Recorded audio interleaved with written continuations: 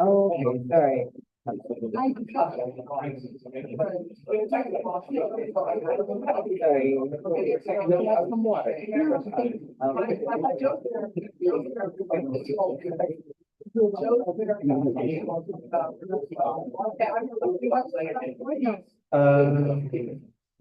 No, I think not. I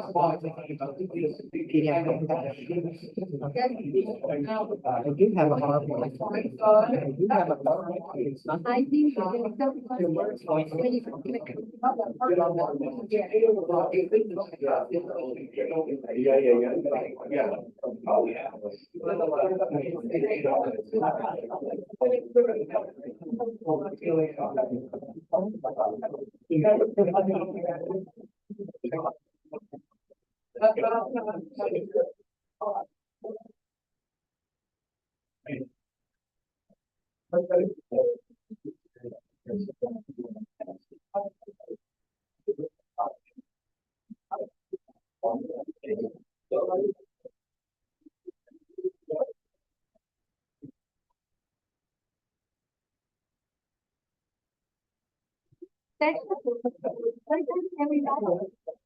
we begin with the first communication.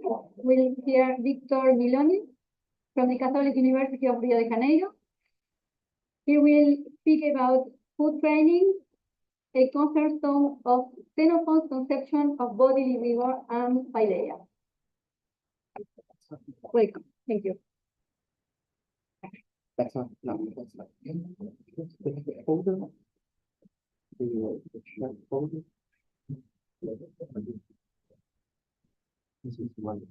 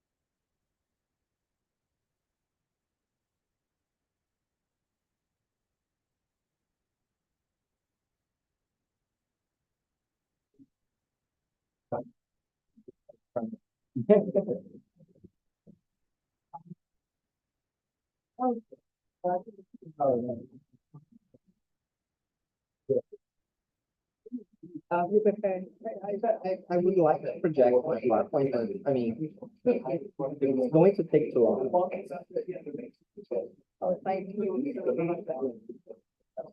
Well, I'm only waiting for 5 minutes. Well, yeah, the presentation is only 5 minutes. Yeah,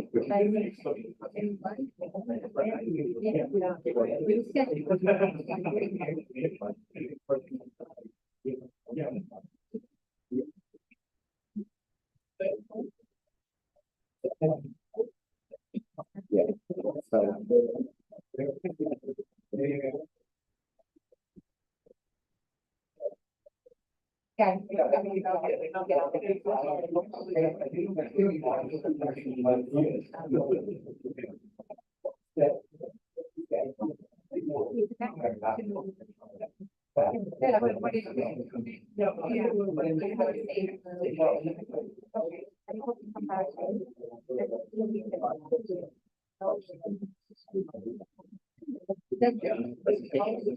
Yes, yeah.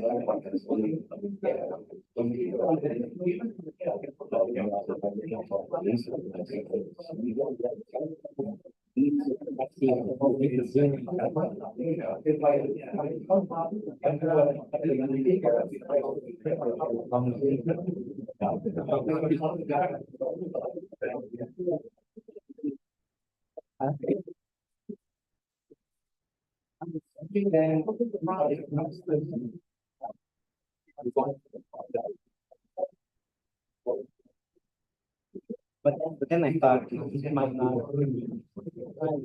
I would, yeah.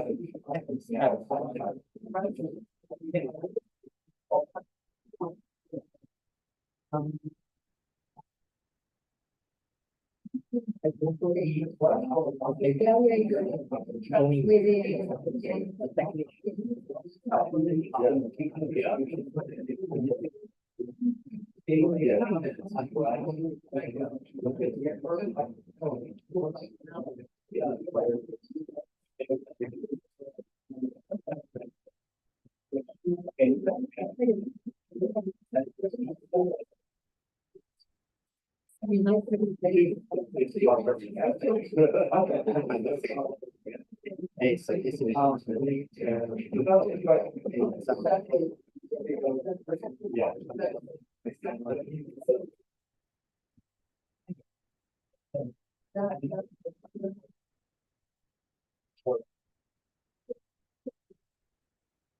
Yes.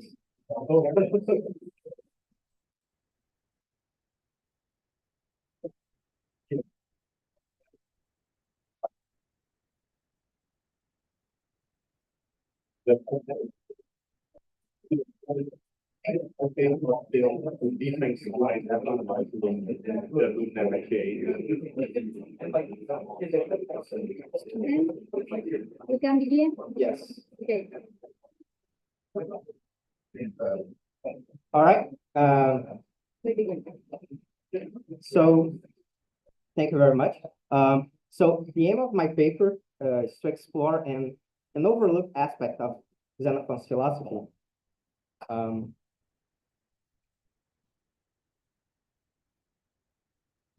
Okay. So the crucial role of food training in his conception of bodily vigor and essential components of his broader conception of education.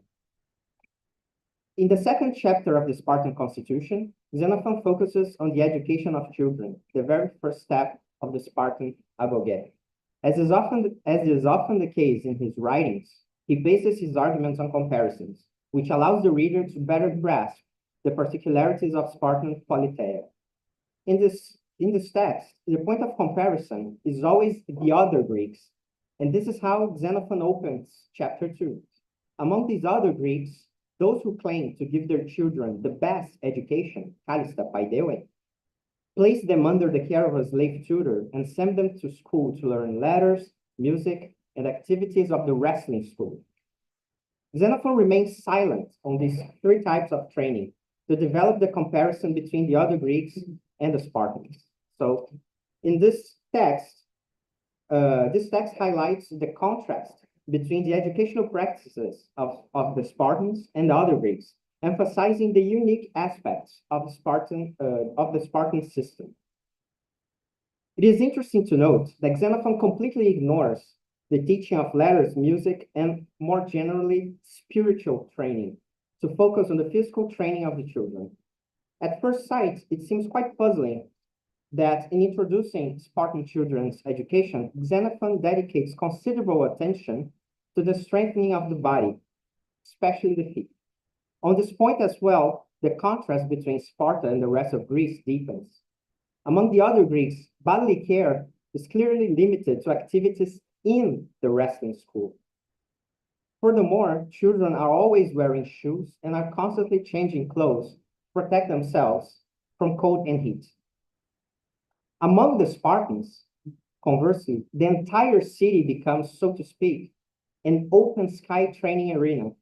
So the children are always exercising, which incidentally explains young Spartans' Hebontes' strange habits of sparring on the streets. So now it is also interesting to draw a parallel with Socrates' own way of life and the training of hounds and horses. So in this comparison allows us to observe not only the coherence of Xenophon thoughts on paideia, but also the major importance he places on physical bodily vigor in the educational process. So the parallel between Spartan children and Socrates is noteworthy, as it reveals an interesting resemblance regarding their habits. It is important to note that both texts emphasize the lexicon of strength and weakness.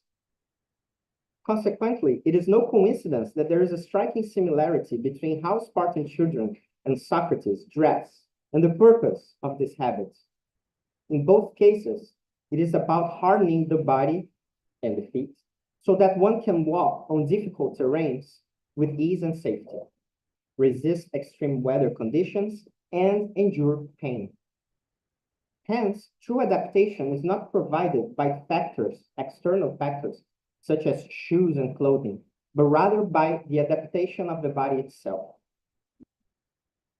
Moreover, the striking similarity between Socrates and Spartan children not only denotes an idea of radical austerity and asceticism, but also points to the coherence of Xenophon's reasoning underlying both examples. One should consistently train one's body.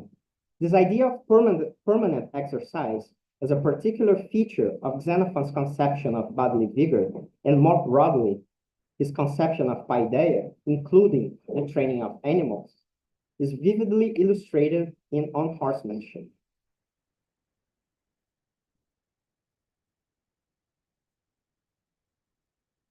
In these texts, we observe that Xenophon demonstrates an almost obsessive concern with the lower body, to the extent that he also includes foot training as an essential aspect of horse training. The first text wonderfully illustrates this concern using an analogy with the house. Just as a house with weak foundations would be of no use, similarly, a war horse with bad feet, kakopus, would not only be of no service in combat, but would also render useless all other qualities it may possess. The strengthening of the feet and legs is of such importance that nearly half of the first chapter of On Horsemanship is devoted to examining the horse's lower body. Starting with the feet, progressing through the legs, and culminating at the head, this progression already indicates that feet and legs are the foundation of the body and also of bodily vigor. Now, my last example from the Kinegeticus. This text shows that regardless of the presence of hares in the region, it is useful to lead the dogs over rough terrain so that they develop strong feet and condition their bodies to endure fatigue. This idea is echoed in the Hipparchicus, where it is stated that horses with well-hardened feet perform better on rough ground compared to those with tender feet, much like a healthy horse differs from a lame one. This passage of the Kinegeticus clearly demonstrates the causal link between strong feet and a robust body, which applies not only to dogs, but also to human beings, and even more to horses. Therefore, Xenophon recommends foot training outside the context of the chase, emphasizing that hounds must continuously train their feet to maintain overall body strength and health. In conclusion, in sharp contrast with other Greek cities where children are isolated from nature, in the confined and artificial space of the wrestling school, Spartans educate their citizens outdoors, in a close interaction with nature and their hardships it imposes on the body. The symbolic image of this type of paideia is walking barefoot, the skin touching the dirt.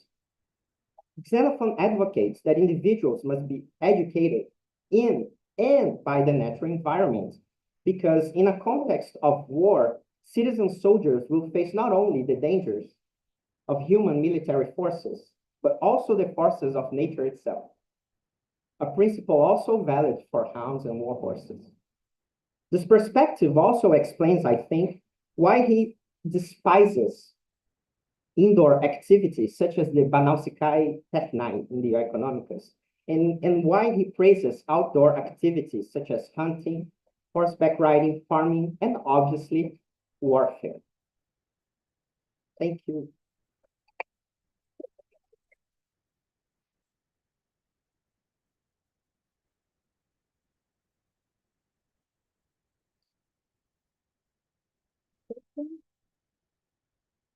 Thank you so much. I really enjoyed it.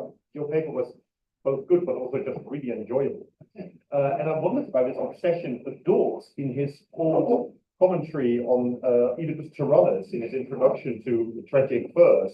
Says that untrained readers of tragedy might well think that Sophocles has an uncanny obsession with feet. Because there's a lot of foot stuff, you know, from Podas, Focus, Achilles, all the way to tragedy, with lots of foot. Do you think that that sort of that feet figure in lots of Greek expressions may have something to do with this emphasis? Because clearly in Xenophon, it's also going to be symbolic for more than just in a sense, hardening the body, and then. So do you think that helps explain the obsession, shall we say? I mean, perhaps, but interesting, Xenophon never uses expressions such as eupodes or kakopus referring to human beings, only to animals, right? So I don't know, perhaps, yeah. But to me, the most interesting thing is like this coherence in the explanation of why one must train one's feet and more broadly legs and lower body, in opposition to like upper body and biceps and Yeah. Okay, follow up. Just, yeah, I wanted to follow up on that because exactly your point about maybe this disjunction in why he talks about animals with bad feet, not humans, is because of Agesilaus. So I'm sort of curious how you see Agesilaus fitting into this dynamic if, you know, poor feet are such a hindrance to dogs and horses, but maybe not to human beings. So does Agesilaus problematize? Does it explain why he doesn't? Well, That he can do that? sure. I mean, yeah, thank you very much. I think I have a footnote on that in another version of this paper, the larger version of this paper. He refrains from talking too much about Agesilaus, like weird foot, right? Like but the thing is, Agesilaus is not a soldier. He's a military commander. So he doesn't have necessarily to fight his battles. He commands. So having like bad feet is not that much of a problem for a military leader. I think that would be part of the answer. But yeah, I don't know. Follow up. Yeah, The same question. follow up, just add a little bit more in that direction. Pirates of ideals. Like, is that, I completely agree with you with everything you're saying, but then is Pirates of ideals taking his new Persian Empire than in a less leg day direction? Because it is harder to get your feet further away from the ground than. And I guess you must practice a lot, right? And that's what I'm curious, like, is that like it's practiced by ideals? That's not what Pirates said. It makes them look taller, not that it makes them look taller, right? Yeah, it makes him look taller with the clear objective of creating this imposing image on the conquered peoples, right? Habituating? It is what? Habituating? What Like the do- longer you wear the high heels, the more your feet are away from the ground. Sure, but remember that the Persians in the courts, they do a lot of physical training, right? Harpedia 8, 2, 3, and they practice hunting and all sorts of stuff, right? So yeah, they are physically prepared. Sorry, I just wanted to ask a question in a bit of a different direction, and with the acknowledgement that your paper focused mainly on the sort of physical side of Spartan education, And certainly, you know, it does seem to me that there's sort of two main aspects in Xenophon's account, the physical and the sort of ideological, where it's been seen sometimes as a process of socialization into Spartan values. And those two things seem to go hand in hand. I'm thinking, for instance, of Paul Christenson's work about the utility of athletics and sort of creating cultural ideologies and cohesion and things like that. And when I was looking at your slide and the examples, it occurred to me, I haven't spent as much time on the works about animals, but certainly I do seem to see the same kind of things in those works as well, because we have the training that affects the horse's body and the dog's body, but also aimed towards their temperament. And do you find when you read these works that those two elements seem to work together in a similar way when Xenophon is talking about humans versus non-human creatures? No, not really.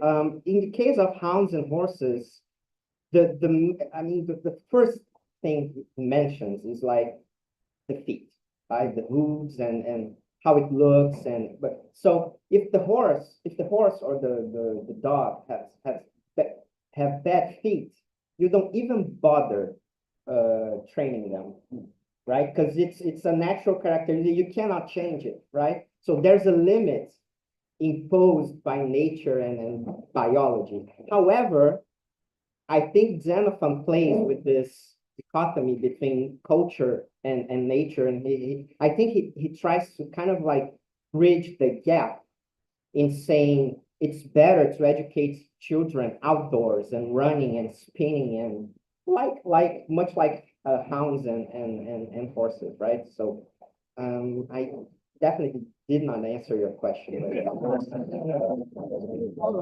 So then to bring it back to Agesilaus is the fact that despite his bad leg, you know, he went through the Spartan education system and, you know, by all accounts, performed as admirably, if not more so than his peers. Is that not just an extra bit of how great Agesilaus is? Sure. Despite the fact that if it was a dog or a horse, you wouldn't even bother, but he managed to overcome it.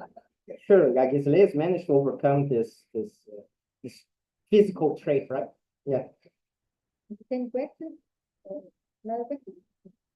So, there's a nice passage here in the market that's, five. So, in Parkicon, the kind, those in Poland, was authentic occasion. As in English, horse and foot, in military terms, obviously, they don't mean, they also mean cavalry and infantry. Listen to the use of peso in this Greek passage.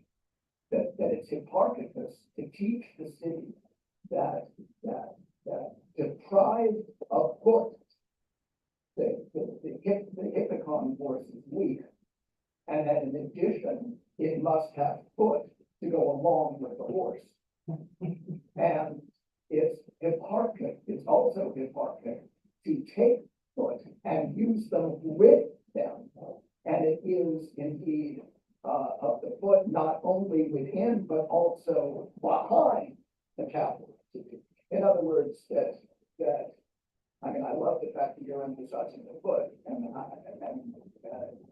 Justice said that the Spartan has to do with you.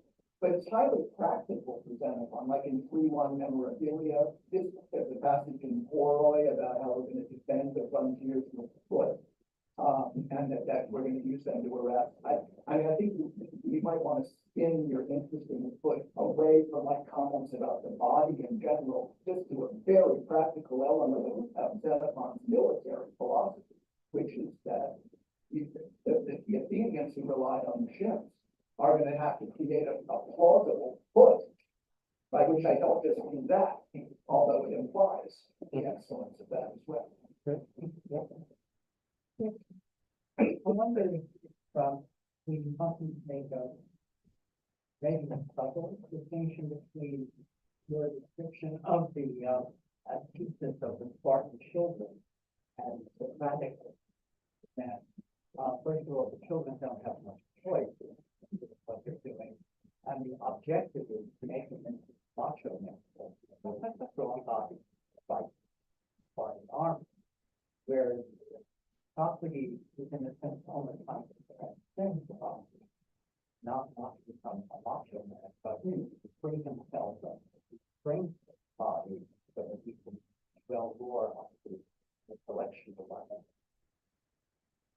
I'm not sure I agree with you. I mean, at least for Xenophon Socrates, yeah, I don't know. I think in case of Socrates, like physical training and intellectual training goes hand in hand. I don't think there's such thing as transcending the body, at least not in the case of Xenophon Socrates. But I do agree, I take your point that Spartan children do not choose to train that way. So it's a Spartan state system, while Socrates deliberately chose to adopt this training and this way of life. Nevertheless, the similarities are quite interesting. Just 1 minute. So thank you for this. This has been just really fun on top of being really interesting. So very much appreciated. You're talking about one very particular kind of education, right? The education that comes with the training of the people. And you've stepped aside from talking about music K or gymnastic K. But is it not the case that we could potentially look to dance as the connection between the two? So how might dance fit in with an education in virtue, particularly given what we hear from Socrates, right? And the important dance traditions that we do know existed in Sparta. So is there anything that can be made of that? Sure. Yeah. In a longer version of this paper, absolutely. And the dancing episode in the symposium is interesting and to me quite puzzling because he focused on legs, hands, and neck. It's weird, neck. It's weird, right? And I don't know what to make of it, but definitely dance would be a let's say a common element, Yes. like to unify Like a all Venn those. diagram, yeah. Yeah, sure, absolutely. But my interesting in the 10,000 word version of this paper is like there are anecdotes in the memorabilia and the Iconomicus where like Scomachus runs to the fields, right? His wife also like takes strolls and runs and the episodes in memorabilia 314, I think, the discussion with anonymous citizens where they complain that they had to walk long distances and Socrates was like, come on, dude, it's like just there. Come on, be brave, be endurant. So this focus on I focus here on the feet, right? But actually in a broader view, it's like the lower body and the importance of people who run, they're being very xenophonic. Xenophon would approve running every morning 5 a.m. That's Very much. Thank you very much.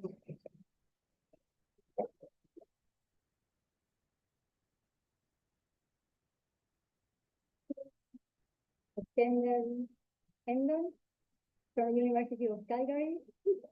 The communication is through the Spartan e-page as the performative display of hegemonic masculinity, a case study for Xenophon's Spartan office. Thank you very much. And I just want to also thank everyone here, the hard work of the organizers, all the amazing papers. We learned so much and we're just better than halfway through. And I'm very grateful to share my ideas with you today. Okay, so when I first set out to explore literary depictions of Spartan masculinity, I had to decide how I wanted to do this. And after looking into a lot of interdisciplinary methods, I sort of settled on social constructionist theories in no small part because of their emphasis of the idea of hegemonic masculinity, the idea that masculine archetypes are not universals, that they are rooted historically, culturally, subject to challenge, change, and more importantly, that societies create and propagate these ideas as part of the overall power structures within the society, not just between men and women, but also between men themselves. And with that, I started my paper, which I hope was not too excruciating long, and look into the theory behind hegemonic masculinity, how hegemonic archetypes are created, how they're popularized, and most importantly, how they're adopted by the majority of men within society who may share features with the hegemonic ideal, but never come to embody the full form, and thus they become complicit by positioning themselves in relation to this ideal. And then I turn to Xenophon. And when I read Xenophon's Spartan Constitution, or Lac Paul, through this lens, it really struck me how his longest and most detailed description of competition between Spartan men really mapped well with this theory of hegemonic masculinity. So in the next section, I hope that I was successful in showing how this worked. So within the selection ceremony of the Hippes itself, I believe that this can be viewed as a site wherein we create a particular archetype of hegemonic masculinity embodied first by the Hippogratai and then the Hippes. And it's also a reflexive exercise because in their naming of the qualities for selection or rejection from this chosen group, the Hippograti are performing their own internalization of these ideals. And they're doing it at the ceremonial level, which also serves the function of popularizing it at the level of the society and culture. And incidentally, I also think that this public stage is also an opportunity for hegemonic challenge and even change to the features of the hegemonic ideal. Now, of course, Xenophon doesn't go into this, but I do believe we can see little hints of this in Plutarch, particularly in the Spartan sayings, the sayings of Hydartus. So once the hegemonic ideal is sort of discussed, expounded upon, and popularized at the ceremonial level, then comes the real work. Because of course, Xenophon doesn't identify the selection of the Hippes itself as the area wherein this masculine virtue is created. It's the strife that follows the selection, that contesting for virtue between both the chosen and the unchosen. And this also maps well with the theory because constructionists argue that really an archetype is just an archetype. It is that process of the buying in to this ideal by the larger body of citizen men within a society, even and especially those who will never hope to attain this ideal themselves, that creates this stable hegemonic framework and creates a stable gender power relations within the society. And I think we can see this throughout Xenophon's treatment of the strife that follows. First of all, we have the fights in the street. My argument is that we should not see these as purely spontaneous occurrences over like too much enthusiasm and too much thumos, if you will. But rather, I think that these are the anticipated responses to this selection process. We know that it's subject to societal codes that everyone is expected to understand. There are rules about when you can fight. They must not resist separation or they'll be punished, and presumably there are set fines and punishments associated with that as well. So I think that we can view these kind of fights as a sort of ritualized practice, which takes those values and the importance of them, which is established at the ceremonial level, and brings it into the mundane world through this repetitive action subject to these societal codes. Because every time passersby see a member of the Hippes and a member of the non-Hippes fight, they will be reminded of those values and the real significance of it in one's daily lives. And you know, forgive me, I'm a Canadian, so I view it like hockey fights. It's not that the fight's very serious, but it's very performative. You have the gloves, and you really get this idea that they're mugging for the audience and proving their masculine worth here. And then, of course, we have the policing and the constant striving for virtue, not just from the Hippes, but also from those who were rejected. And this is where I think we can really see that creation of complicity amongst the larger body of Combantes, because not only are they doing their best to perform the features associated for the Hippes to show that they should have been among the chosen, but they're also closely guarding those who were chosen instead of them to make sure that they also have to be aware that they continue to perform the behaviors for which they were chosen as members of this elite group. And of course, this would be even more meaningful if it's possible that the roster of the Hippes was mutable and was reselected on a yearly basis, as I suggest.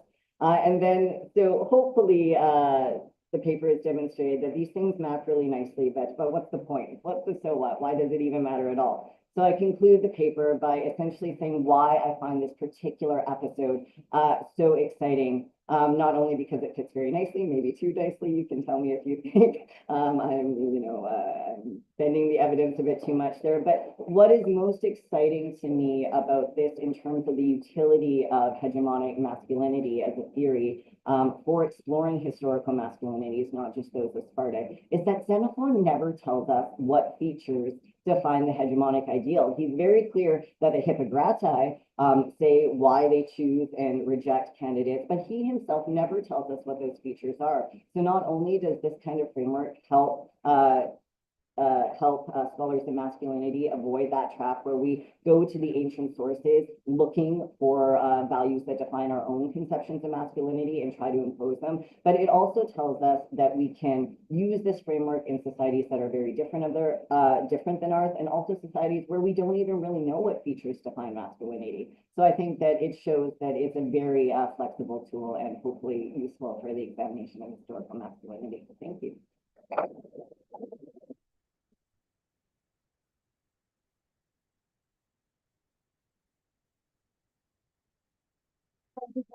I really enjoyed it.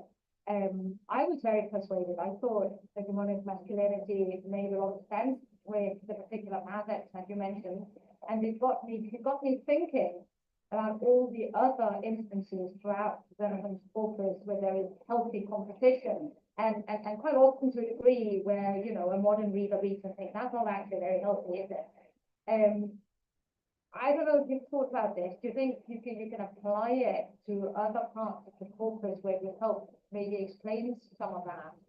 Absolutely. In my larger work, I do just that for sure. And especially with respect to the Spartan Constitution, like it really is painted as an endless round of competition where men are always proving and reproving their worth. And interesting to me as well is that the times where Xenophon gives the most treatment to things are at the sort of times where people are likely to become disaffected, either the contentious young or the elderly people. And here is where he places the Lycurgus places the competitions of the greatest value to sort of encourage that buy-in into the system. And so I think we can see hegemonic masculinity all over the place in the historical works and philosophical works, etc.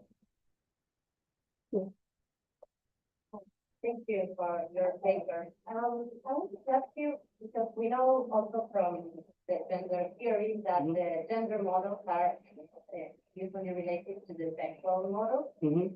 And we know that for the Greeks, there were not exactly the same heteronormative rules right now, especially regarding election of the object of desire. But in the Spartan Constitution, the sexual normatives are very important also, between women and men, and also among men, that is almost forbidden, I think, like the carnal relationship between men. And I wanted to ask you if you find any relationship between this model of masculinity and the sexual restriction.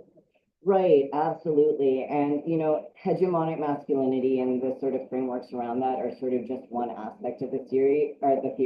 And social constructionists definitely look at relations between men and women, attitudes towards sexuality, institutions, discourse, performativity, as all playing a role in the creation of a particular masculine identity and feminine identities as well. So definitely, I think that sexual attitude is an important facet of that conversation. I wish that the Spartan Constitution said more about the relationships between men and women. It says a bit, but interestingly enough, in terms of that, also women are very much presented as the enforcers of those masculine ideals for their own vested interests, even sometimes more so than men. And I think that really shows that women have a lot of ideological clout in terms of upholding particular grounds of masculinity within the polis. Thank you for this. Again, something I really enjoyed. I was struck when I read this initial passage, right? So your target passage for your project. I was struck by the fact that the initial selection is made by the ephors. Mm-hmm.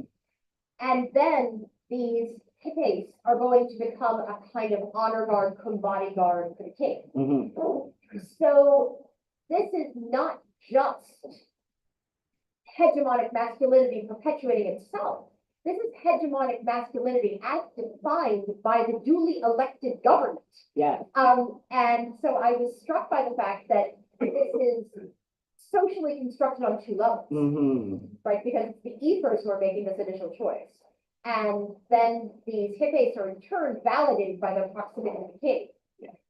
So when you locate other places where you're sensitized to read for this, do you feel that government sanctioned hegemonic masculinity is an especially Spartan thing?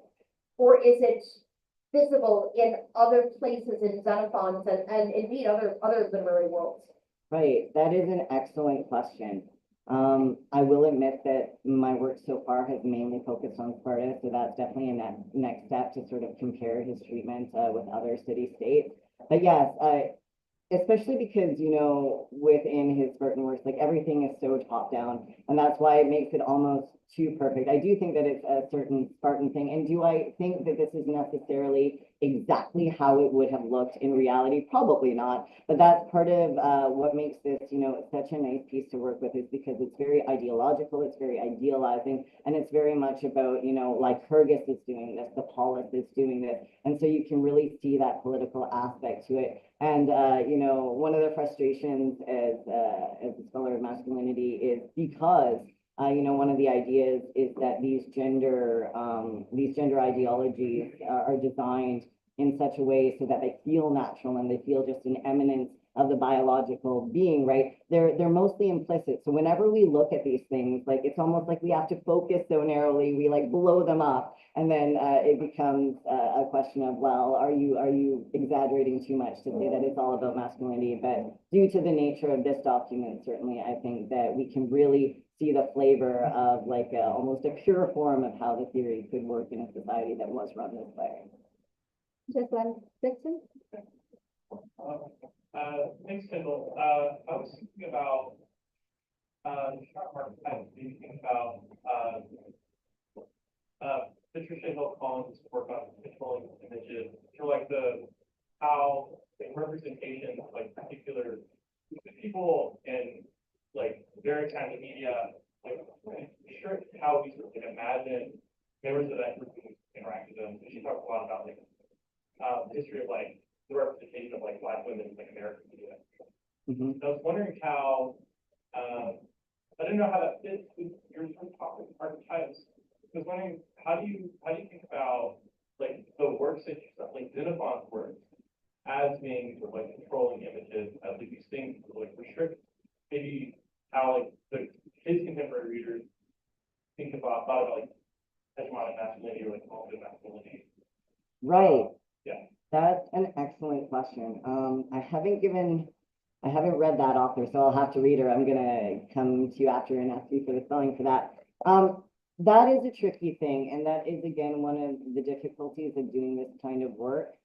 Is because certainly, you know, Xenophon and other writers of the time had ideas of, you know, Andrea and manly conduct, and you didn't want to be Malakoff. But I feel that masculinity in the way we think of it is a fairly modern thing. I think last time I checked, I think the Oxford English Dictionary first used they said that it was first coined in 1571. So I don't know if they would have necessarily thought of it in the same kind of way as we might look at it now.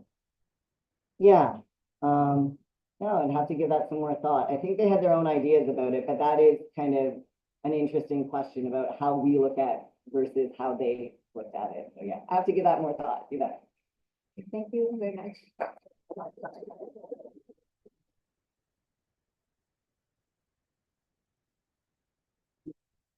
I need to talk for myself. Sorry, everyone. I'm not talking to Then now, Xenophon from the University of Birmingham. We speak about Xenophon and the platform activity of the tireless general. Thank you, and thank you to the organizers for putting on such an excellent conference. The larger idea for this paper grew out of Xenophon's comment to Proxenus' captains at Anabasis 3:1 that the Greeks have, quote, bodies that are more capable than the Persians of enduring cold and heat and hard labor. These are facets of Encartea, as noted, of course, as noted by many fine scholars in this room and elsewhere, though maybe not the exciting sexual facets of Encartea that we heard about this morning in Louis' paper. But they are key qualities of Xenophon's depiction of admirable leaders and connected to elements of Xenophon's views on leadership and self-fashioning. They also align with one of the more famous tropes in Greco-Roman historiography, that of the tireless general from Sallust, Livy, Plutarch, and elsewhere. I came to this as a Livy scholar looking to get a better idea about the origins of this trope and hoping that there's no better place to see what can be made of this than a room full of Xenophon experts. So my paper unfolds in 3 parts.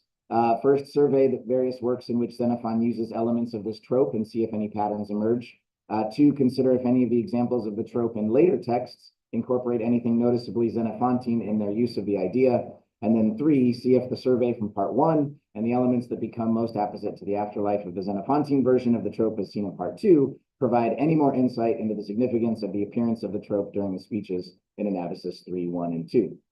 So part 1, examples of the trope. There were more examples than I could fit in the scope of the paper, so I focused on those that seemed to fit to a consistent pattern.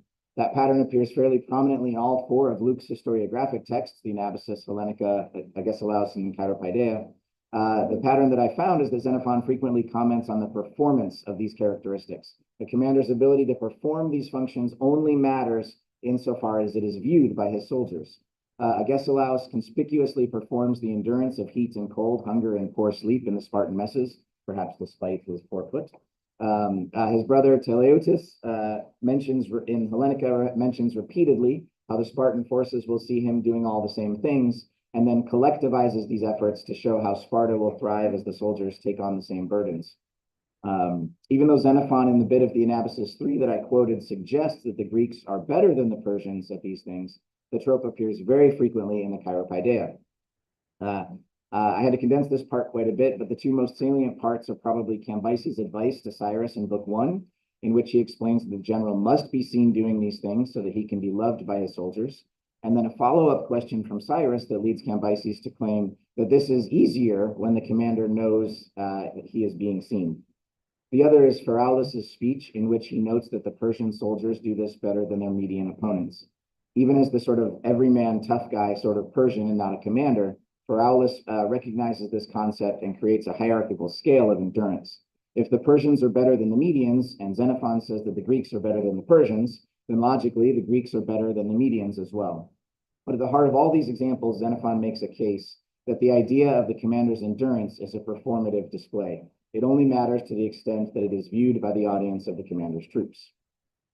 As we move to part 2, examples in later historiographic and biographical tradition, I focused on some examples in Plutarch, again condensed a bit for the sake of space, and Livy. Plutarch's Marius and Agesilaus both demonstrate these skills with conspicuous visibility, using much of the same language as Xenophon scattered across the references I just mentioned. Perhaps not a surprise given Plutarch's notable use of Xenophon elsewhere in his corpus. The next major example of part 2 is the already well-known intertextual node of Livy's character sketch of Hannibal in book 21. While scholars have frequently discussed the Sallustian parallels here, Livy has something, and a key I think that Sallust does not. Livy's Hannibal, like his Xenophantine predecessors, demonstrates a conspicuous performance of his skills. The entire passage is framed with language about the Carthaginian soldiers seeing Hannibal performing these traits.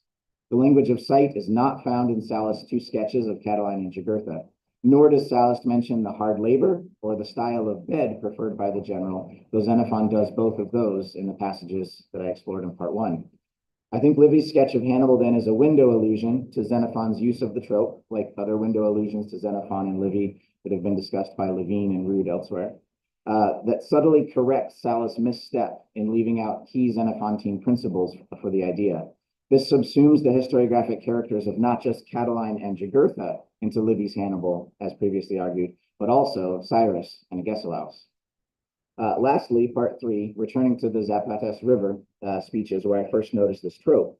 For starters, Xenophon, the author, starts the narrative of the Greeks' despair after the assassination of the generals with a few elements of the trope. The men cannot sleep, they have no fire, and thus no food, and also no warmth, so they must endure the cold.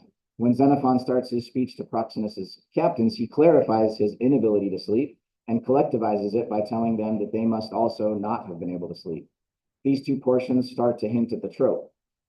This sets up Xenophon's soon-to-be minted place as a new leader for the expedition, of course, but also highlights how important the Greeks' ability generally to endure these things will be as they move forward. As the progression of the larger meetings continues through 3, 1, and 2, Xenophon continues to stress the visibility of the newly elected leaders and the responsibility of the leaders and all the 10,000 to prepare to endure these kinds of hardships. This provides a subtle coloring even to the strategic proposals of burning excess luggage that hints that doing so is in accordance with the idea contained in the trope. This both makes the 10,000 in some ways an army of tireless generals themselves, and also puts them through the collectivization of the trope in Pharaolis's and Xenophon's speeches at the apex of a formidable hierarchy of previously successful armies. Thank you.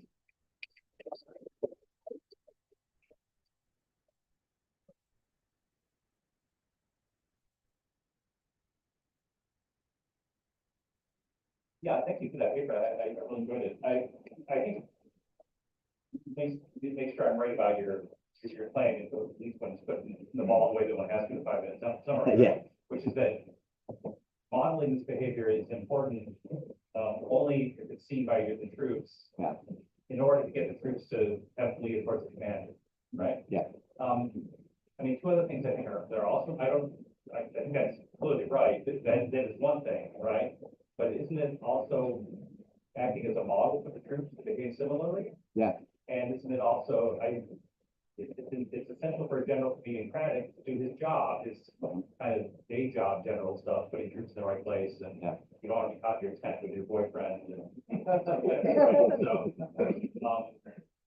maybe, how would you rank the performative, morale boosting, Leah thing? What, should we separate that out? Should we put that at the apex of the pyramid for why you should do this? Or how do you relate those different usages of this, the different ways in which Enkrateia in general is important? Yeah, and that's an interesting question, especially from the perspective of how we see it in the Chiropaideia, that the training that the Persians go through for the hunting is to prepare them for those physical hardships. So that might look at the practical side of it. But Cambyses' advice specifically says, you do this so to engender that philia on the part of your troops. And I think that the way I read the passages anyway, is that Xenophon thinks that that's the most important element. And that's why the visibility and the conspicuous nature of the performance is so vital that nothing else can follow if the soldiers aren't seeing you do it. And so I think that becomes the quintessential thing that Xenophon draws throughout, the sort of thread that ties these passages together. And then that becomes the thing that gets picked up by later historians and biographers as a key element of it. I think I was brought to this question by the title, the idea of the tireless general. But I was curious what you make of Xenophon's sleep and his dreams and how important they are. And it's not, because I was thinking about, well, if the importance of being tireless is the performative element of it, Yeah. then the dreams might be doing something different. But the dreams are also performative for Xenophon too, in the sense that both in book 3, but then also when they finally make it to the other side of the Carpathian Mountains and they're sort of trapped, Xenophon publicizes what was in his dream, at least to the other generals, as a way of giving part, I think, to and convincing them that there's a way out. Mhm. And so I'm sort of curious what you make of the performativity of the dreams and sleep or something like that in Xenophon's dreams. Yeah, there's a comment in the Agesilaus that says that he gets only to sleep to the extent that he needs. And I think that's the point for Xenophon of falling asleep just enough to get the dream, and then he's spurred back to action, right? So I think that's how that sort of links into that performativity, is that he's, he doesn't sleep, but just enough to get that vision, and then that gets him, moving the way he needs to go, and then he can, talk about it to Proxenus' captain and say, oh, I can't sleep, and you guys can't either. So it spurs exactly what he needs. So it models that idea that Agesilaus has of just the right amount of sleep, right? Not maybe 100% sleep deprivation all the time, but just the right amount. And that's the amount that I think Xenophon gets. What about the trope? I do not know whether this occurs in Greek literature, but in Latin literature, it's a bit of a trope that generals fall asleep just before the big battle. Yeah. Right, most famous example, perhaps Augustus before Naupactus. Yeah. Right, does this occur in Greek literature, and is it something? Yeah. Oh yeah, Alexander as well. Mhm. Of course. Yeah. Yeah, I never thought of that.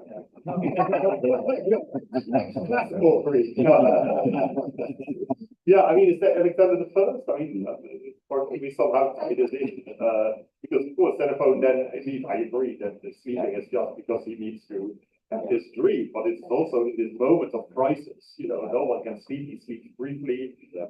So there's something about crisis and sleep, I guess, is what I'm wondering. Yeah, I hadn't made that connection. So I think yeah, Chris. Chris. I mean, the point about the soldiers at the beginning of book 3 is that they are being sleepless, unfed, and all the rest of it, uncreative.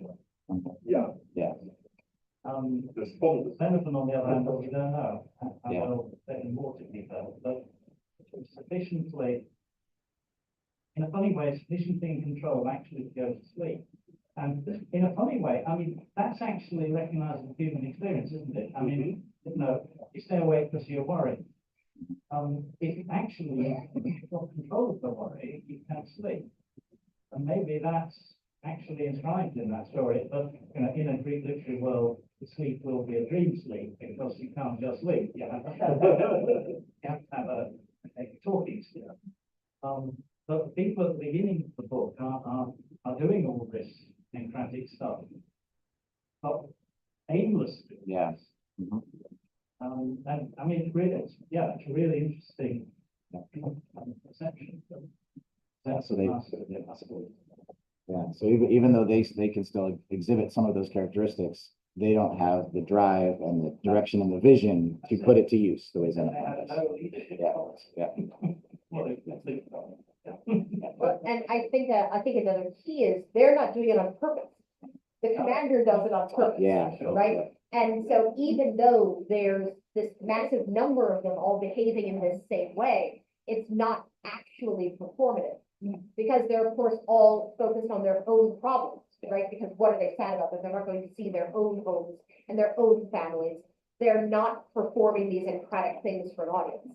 I mean, ironically, when Alexander talks, it hugely upsets soldiers around him. Yeah.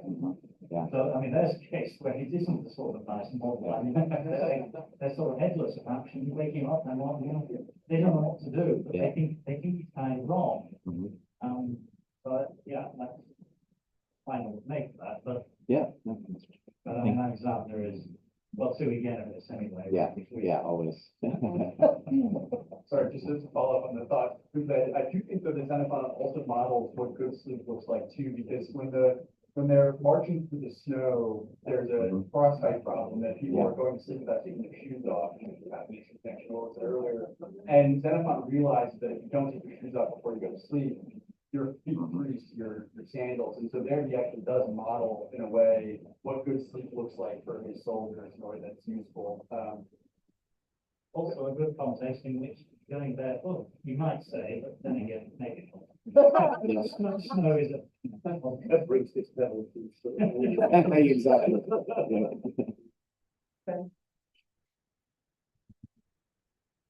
Yeah.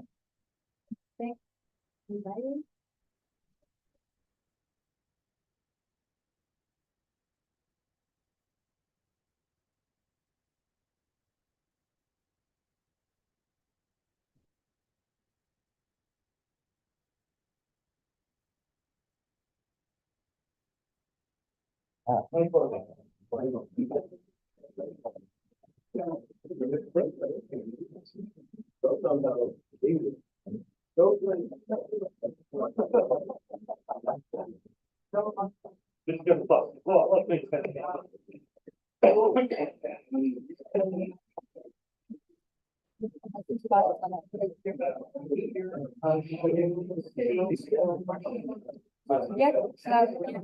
I have problems, but can I next to?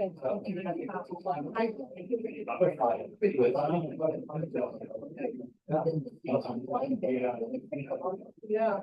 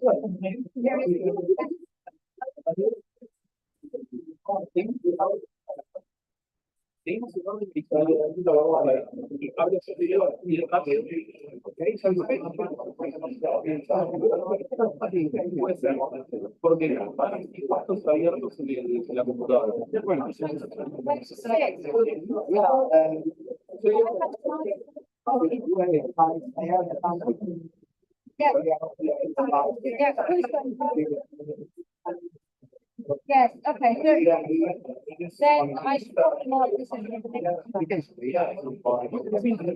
fix the deal, right?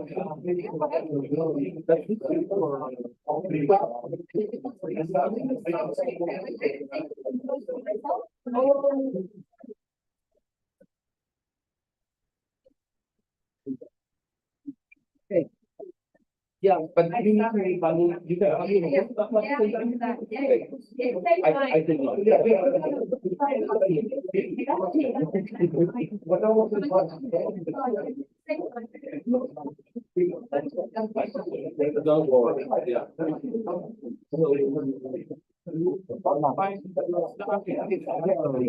Okay, that's fine.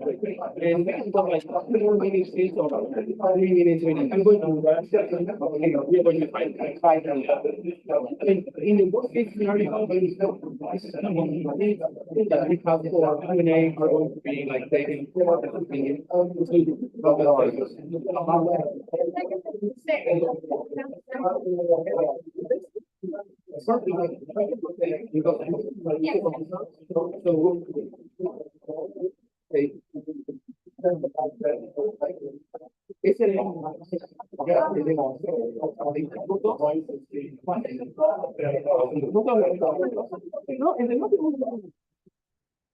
sea, cada uno presenta 4 minutos, 4 minutos. Hasta los 20 minutos, a los 20 minutos. Cuando pasaron 20 minutos de preguntas, para el total, para introducir con la nos cortamos. Sorry.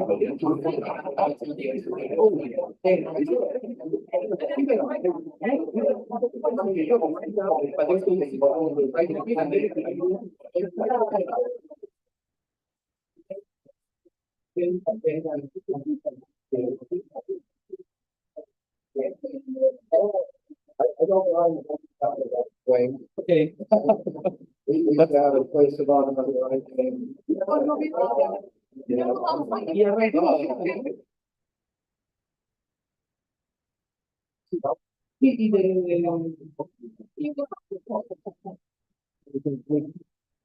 Dopo. Yeah.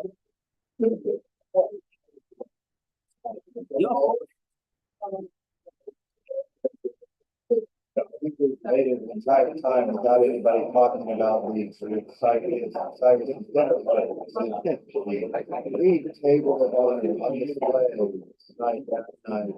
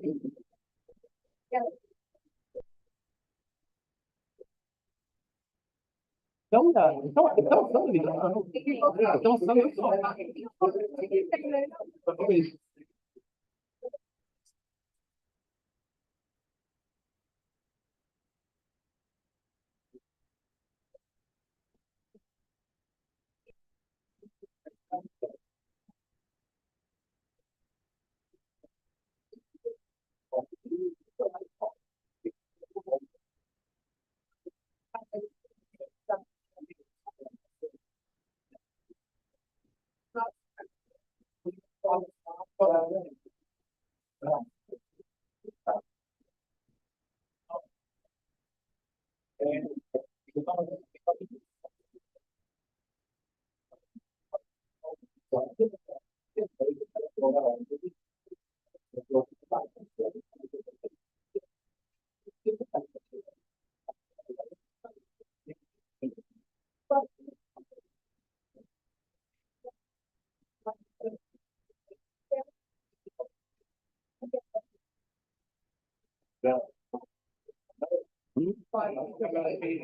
I'm not going to read this. No, the things that are in gray are not I'm not going to read those. Because I mean, I don't want to spend that much time. I mean, it's like just a few quotes about paper.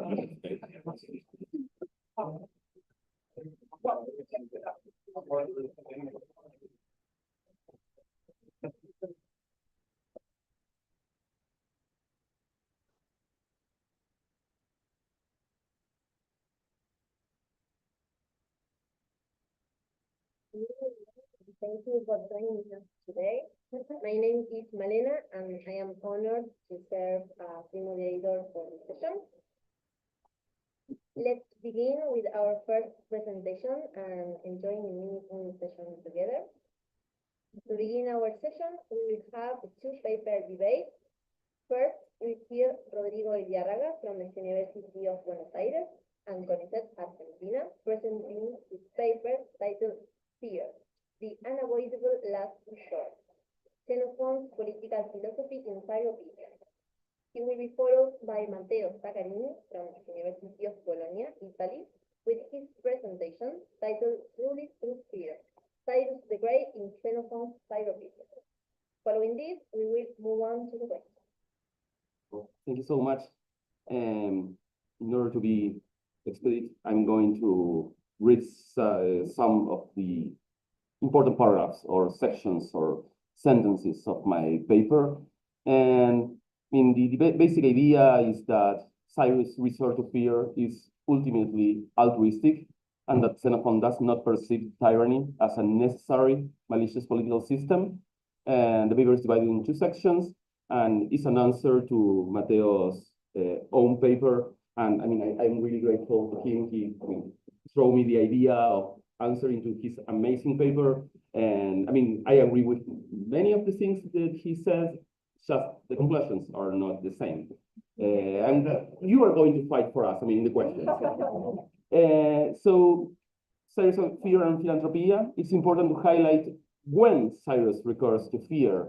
It is exercised in desperate contexts that needs quick solutions or that are related to the need to inculcate sophocine in his subjects or adversaries. I'm going to skip this big thing and just go to C. Constant point out how fear in Xenophon conceptions can be a positive emotion, and he relates this with Aristotle's rhetoric. So this positive interpretation of fear it appears in Spartan's constitution, 7.2. The example of the Armenian king shows that instilling fear can have beneficial consequences for some people. And in that particular case, fear is just a subsidiary, an extreme tool that ultimately leads to philanthropia. It must be stressed that from Cyrus' perspective, being generous is compatible with instilling fear. In fact, the first time that a cognate of eugesia appears in Cyropedia is in Cyrus' dialogue with Tigranes. There, being eugetes means to pardon the king of Armenia, the Tigranes' father, after having instilled fear in him.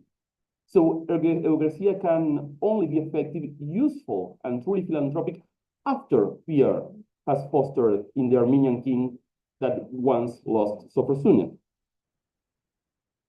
And the second part of the paper is about how to understand tyranny. And of course, my friend Matteo here describes Cyrus as a tyrant. And we need to resort to Xenophon's own definition of tyranny in Memorabilia 4.6.12. You have there the quote, and it's in the paper, of course. And for me, what's surprising is that unlike other Socratic philosophers' typologies, Xenophon's description provides a criteria that allows us to think in a dynamic and fast-paced changes in the political systems. And well, in the paper, you can find like comparison with Republic, for example, where the typologies are linked to psychological structures, or Aristotle, where are related to geographical distribution. So Socrates' definition in Memorabilia is somehow echoed in Cyropedia through Mandane, the mother of Cyrus, in the comparison between Astyages and Cambyses when in his little debate with little Cyrus or teenage Cyrus. And finally, to jump to another big important thing about this whole debate is the famous or infamous mention to Cyrus as a living law. So Xenophon describes in Cyrus' empire a system guided by two interrelated principles: a written passive law that provides rules that order the society, in a living and a living active law that actually perceives crimes and punishes them, the crimes. And so if we take into account the legal framework of Athens, where citizens were in charge of making accusations against offenders, and there were no professional courts officials or no official judges, and the jury was composed of laymen with no accurate knowledge of the law many times, Cyrus' role as a professional prosecutor and judge does not seem tyrannical. I may skip it at all. This is essentially true, since there's no indication that Cyrus is really above the law, which would in fact contradict Xenophon's emphasis on Cyrus' own very awareness that he had as a role model to all his subjects. And just the first paragraph of the final remarks, it is clear that Xenophon considers tyranny neither desirable nor efficient, and it is undesirable precisely because it is inefficient. Xenophon's pragmatic perspective acknowledges that full support across the entire political spectrum is not always attainable, and irrational enemies will exist and eventually refuse to be ruled. Consequently, when faced with a political puzzle impossible to solve through the tools of kingship, Xenophon's monarchs, rulers, leaders must exceptionally act as tyrants. What is the role of fear in this? Well, fear can be a way to reassert political power that may have ultimately philanthropic motives. So, thank you so much.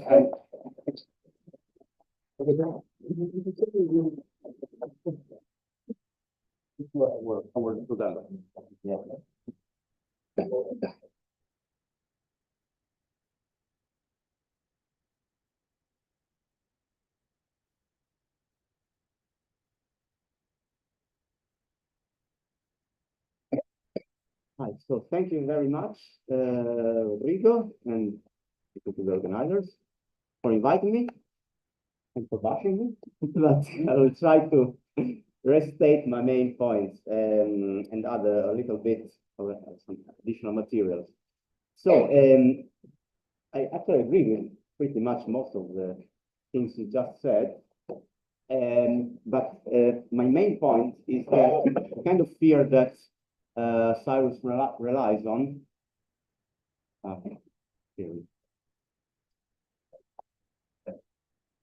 Is actually quite different from the kind of fear that we find as a good, healthy, and normative value in Greek communities. So, for example, the kind of fear which regulates Spartan society, or the kind of fear, although with a different word, which stands at the basis, for example, of the adeia, as an institutional form of exemption from fear of the law in Athenian law courts, for example, because it depends on his personal presence.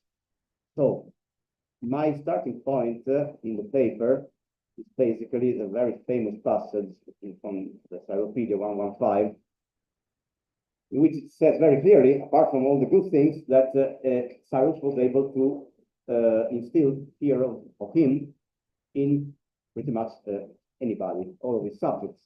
So if you use your last resort in every single case, tends to become your first resort, not exactly your last resort. So I agree that the episode you analyzed worked the way you said, but that dynamic seems to be applied to the whole of the subjects. My main points, just to capitulate Why is this important? Because I believe that the Cyropedia describes Cyrus' systematic use of fear, division, and other forms of more or less soft control over his subjects and even close friends, which all points to a consistently manipulative, coercive, and oppressive attitude in his role as a monarch.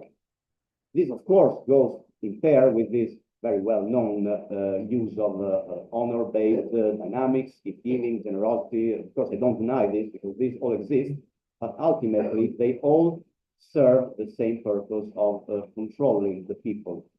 I try to be clear, I believe there is no moral evaluation at all by Xenophon about this. He might well be in favor of this kind of attitude. And I actually don't call Cyrus a tyrant, neither does Xenophon, at least not openly. But I believe there are significant points of contact between the way he exercises power and the way tyrannical power is described. And in the paper, I try to provide a list of parallels, for example, from Aristotle Politics, especially his treatment of the so-called actor tyrant.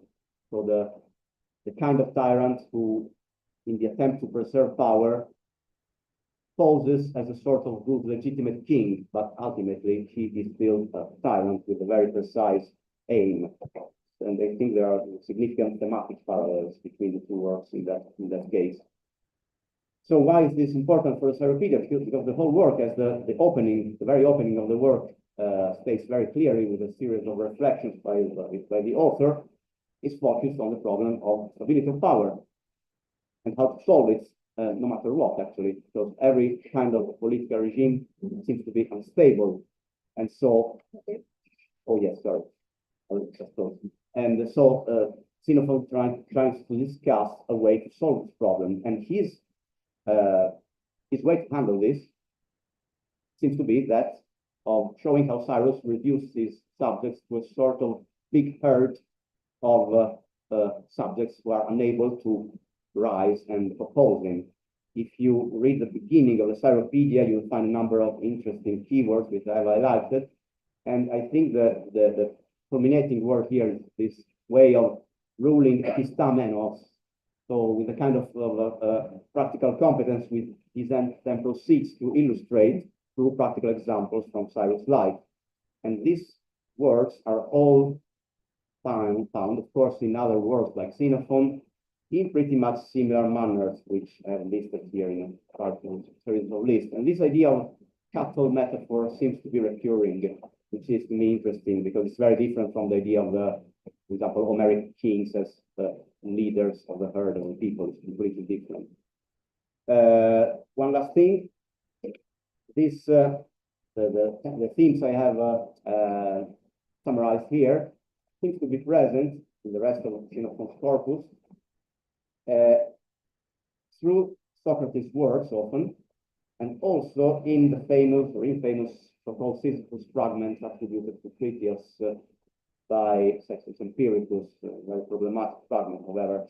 Anyway, there is this narrative of remote past in which humans were like beasts, and they were basically brought to under rules by fear. In this case, it's Deus, not Phobos, divine fear, by someone who invented it. So it seems like something similar to the kind of dynamic that Cyrus established. So I wonder, but it's very speculative just to throw in something new compared to the paper, if this might be a set of Socratic ideas that Socrates himself has disseminated among his disciples, in that perhaps Critias, certainly Xenophon, have developed in different ways. So that's pretty much summarized. Okay. Thank you.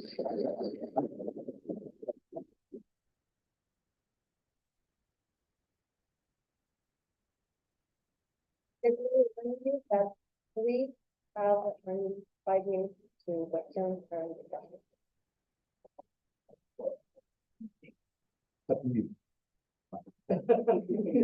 Great, thank you. Well, the first thing to say is that one could be sort of neutral about it here, except that what here is of harm, and an effective here will sometimes actually include harm. And so there's always going to be this problem. If we just talk about the emotion, course, you can say there's other problems about dehumanization and so forth.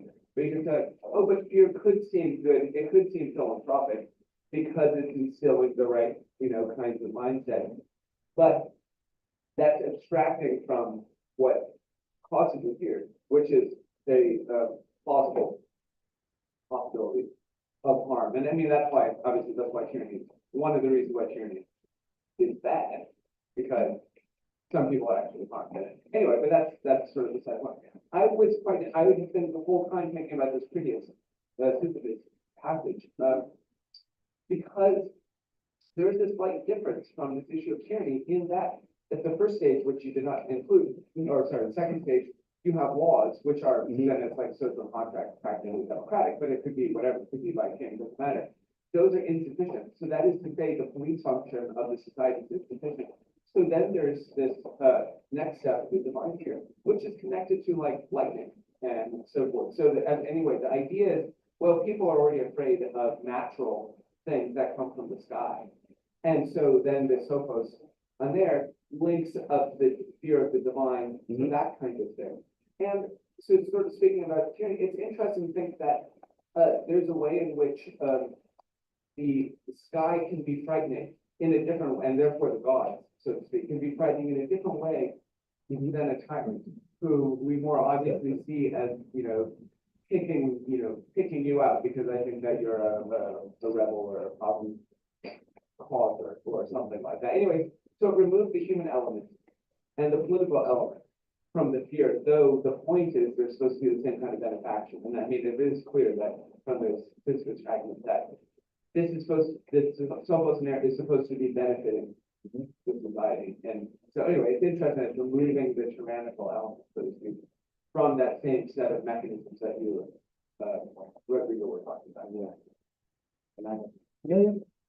Definitely. And also, I think we should consider that Cyrus is described as increasingly more powerful up to the point of becoming what the Greeks would normally conceptualize as the great king's power, so almost divine, because at the very beginning, actually, of the Cyropedia, we find the idea that he could reach anybody and everywhere with this sight and gaze, which is, again, something found here, possibly referring to the famous spies of the Persian Empire and this kind of thing. So the way he accumulates power and uses it is actually quite close, I think, to this description of a sort of primitive environment in which the gods create this planet which he described. Yeah, thank you. I really enjoyed the article and response. There are different sorts of fear, and the fear of like a student who's about to be cross-examined by doctors is different than the fear of like being arrested by Cyrus. And my question then is thinking about Cyrus. We talked about the king tyrant binary. He treats people different. The Babylonians, he sort of crushes, right? And that's a permanent state of fear that he's been putting them into. And the elite of the empire can treat differently. Is it possible for him to be a king and a tyrant at the same time? Like, sorry? Not at all. So, But I mean, like, if it's based on activity, based on action, he's treating the elites in the empire as if he's a king, and he's treating the Babylonians, he's crushing their taxes. Oh, sorry. Yeah, I am at the same time with different people. Yeah, he's treating different sorts of people in his empire, like as if he's a king, as if he's a tyrant. Like, do these need to be exclusion? No, I mean, I see that. I mean, I understand that for you that possibly sounds awful, but I think that could solve one of the riddles. I mean, but because of course, Mateo, I mean, and I noticed this that his point, fear always works differently. And I mean, it's not the same fear as a student that the fear is related with political activity, or I mean that can endanger your life. And I mean, like your idea that fear in the same, I mean, one ruler have different sets of rules for different people. Or the same rules, but apply based on like essentially the figure, right? Like the Babylonians just don't seem to be able to rise out of that situation, and they're sort of permanently stuck in that. Yeah, I don't know, like for me, it appears that the main issue with Babylonians is at the first time. I mean, they are conquered and they are under the still under the influence of the Syrian king. And I mean, like, it's like Cyrus worked as a role model for the Persians. So the Assyrian may have worked as a role model for the Babylonians. So, I mean, how you control that, you know, like how you prevent eventually a whole population of Assyrians, you know, like the worst people ever. No, in like a detached sense, I totally agree, and it makes sense what Cyrus does, but it's also putting them on a pathway to never get that situation. They're never going to be, you know. But I mean, if the Armenian king strategy works, they are going to be instilled with Sophocene, and then they are going to change, and then he can be king. Yeah. And I know we have no time. Stephanie will clarify schedule to follow. We encourage you all to continue this debate in the coffee break. Now,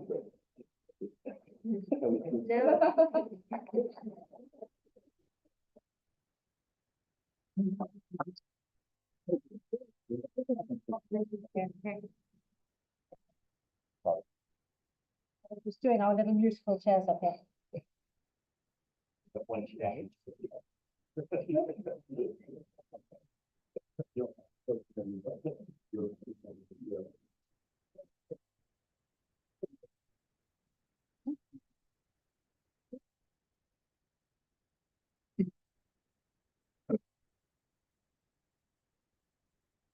I need to stop sharing this. How do I do that? I think I closed it actually, so it's not shared anymore. Okay. I believe. Yeah, now you need to share your power. You need to share Yes. yours. Yep. No, you first need to. First, I need to go to Zoom. And go I know, yeah. it's a whole.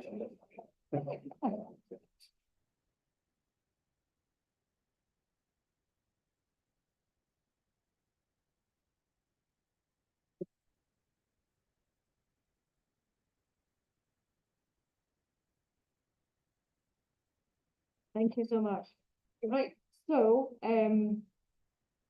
well, like everyone else, I want to thank the organizers for an absolutely wonderful conference.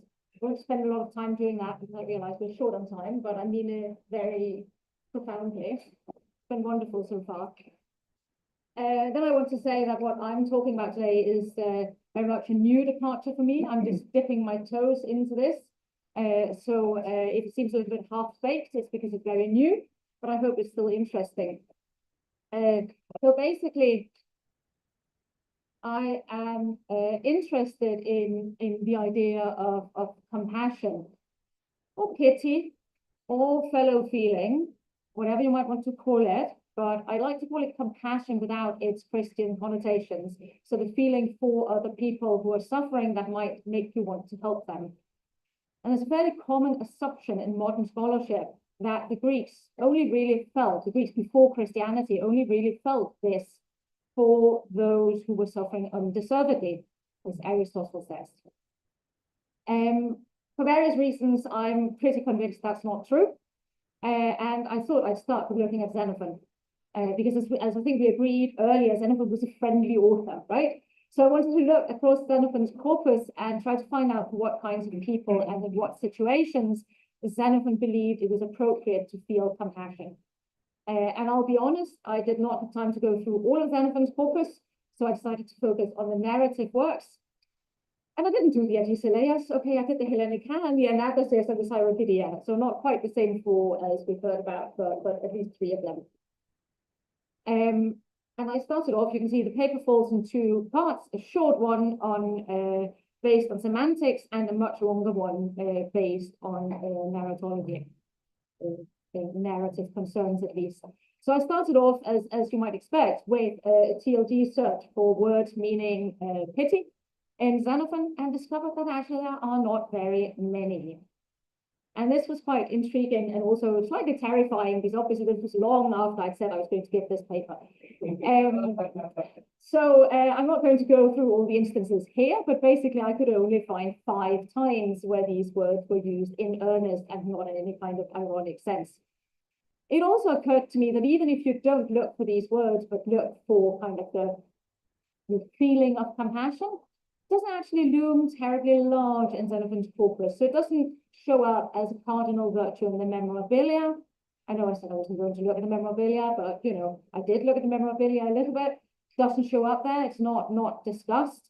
It's also not discussed in the Cyropedia among the other virtues such as, you know, self-control, courage, piety. These are the big virtues.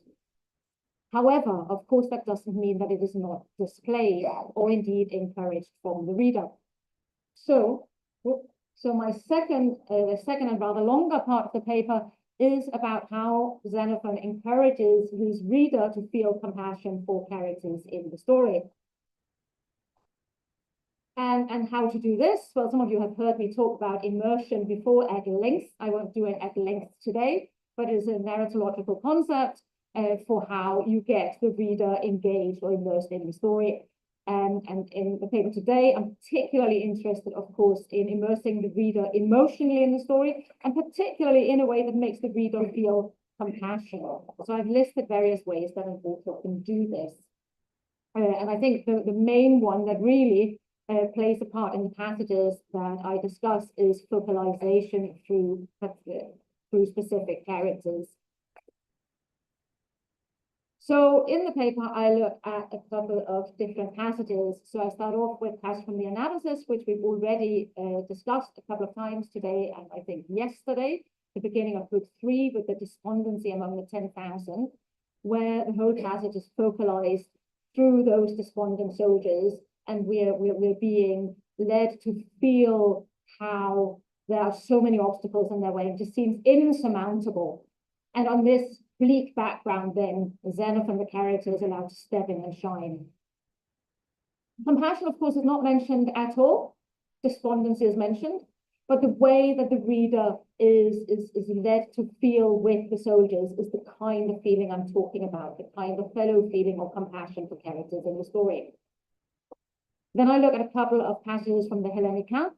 First of all, one of my favorite passages, which again, some of you have heard me talk about at length before, the passage in book 2, where news of the defeat of Algos Protomoi reaches Athens. And again, we have focalization through the Athenians. We have personification of their oimogeia, their lamentation. It all becomes very poetic. We come to feel for the Athenians through this.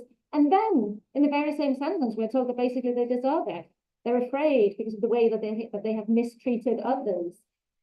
And I think that's really interesting. There's, I think, a very complex emotional response elicited from the reader.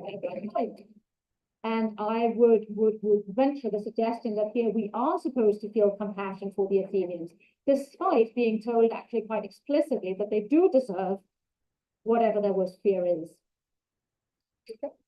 Yes, I briefly compare this with news of Leuctra reaching Sparta, which is rather less interesting, so I won't talk much about this. But my conclusion to all of this is that Xenophon was willing to encourage his reader to feel compassion, even for those whose suffering was a result of their own wrongdoing, and even when he explicitly says that it's divine vengeance, as with Sparta. After that, I talk a little bit about some passages in the Cyropedia, which are those passages where the word pity is actually mentioned, and we see Cyrus actually not being guided terribly much at all by his emotions, which I'm sure you won't be surprised at, being guided mainly by irrationality, but at some point, nonetheless, showing compassion for various people. So we've got Bobrias and Gadatas, who were mentioned earlier today. Weirdly, we've got some Egyptian soldiers who he's defeated, and he is explicitly said to take pity on and Croesus. And again, I think this is despite them having brought this upon themselves, certainly from Cyrus's point of view. And then there's Panthea and Abradatas. I spent a little bit of time on them, but that's a lot more straightforward. Cyrus feels compassion for them because they are good people who are suffering.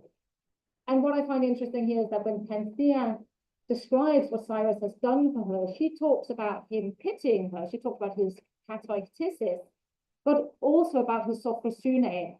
And I think this might be why pity or compassion doesn't show up as a cardinal virtue in Xenophon, because it's basically subsumed under sophrosune. It's part of being moderate. That brings me to my conclusion. Compassion is part of sophrosune in the way that you're supposed to treat those in your power. I might add that it doesn't entail the condescension that pity might entail, at least not necessarily. And I think it is, when we're encouraged to feel compassion, I think that's much more dependent in Xenophon's mind on the kind of people we feel it for than the deservedness of their suffering. So we're encouraged, I think, to feel compassion for those he considers good people, be they Athenians, Spartans, or Pantheon Abradatas, not the Thebans. And to me, that in itself is interesting, even if it is perhaps not an entirely surprising conclusion. And that's me.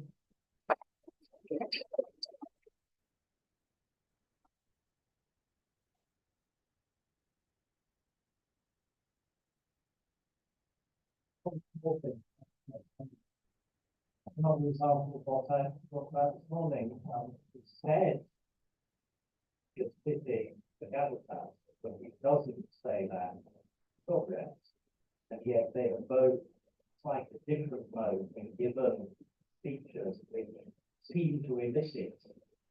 So it's just another variation. Absolutely. Yeah, no, I was looking at that and wondering why that is. You're absolutely right. So it's the speeches, I think, are eliciting compassion from the reader, right? Regardless of how Cyrus responds to them. But he only talks about pity for Ganatas. Yeah. Sure, but I mean, Cyrus responds to Gobryas, it's on the face of it, flat and utilitarian. Yeah. But I mean, this is. But the speech is so emotional, right? It has these tragic elements. But I mean, this is just another example of his system making the two figures and presentation different. Absolutely. Yeah, thank you.